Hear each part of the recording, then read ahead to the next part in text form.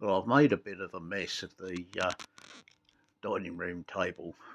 We were using it as a depository for stuff that we have no idea where we're going to store it. So anyway, this is the top off the new box.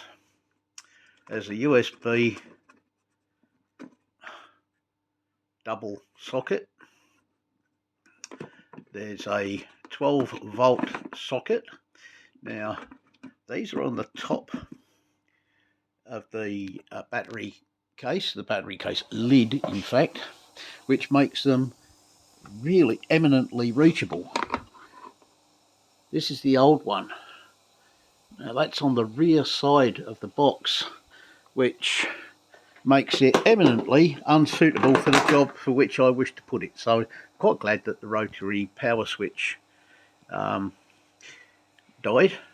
This one has a combined on-off switch and circuit breaker.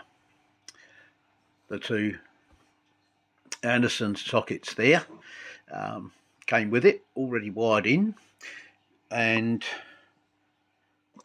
the terminals here and here to connect a charger or solar panel are better than the spindly things on the other one. I've got to pick it up and show it to you again.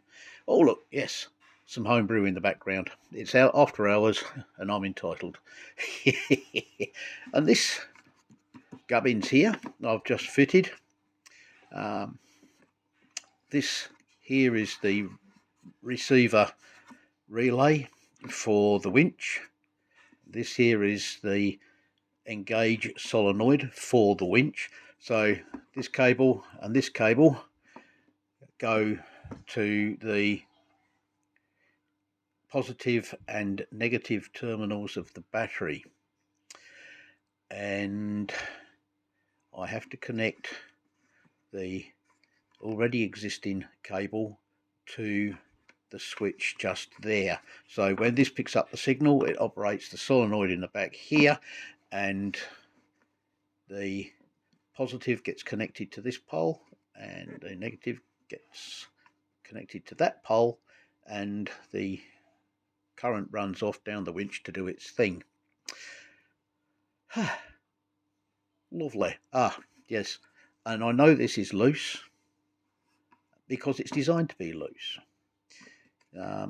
Some years ago I checked out a wiring diagram for these things I found, and that's actually the antenna. It's supposed to be wanging her out loose. Weird,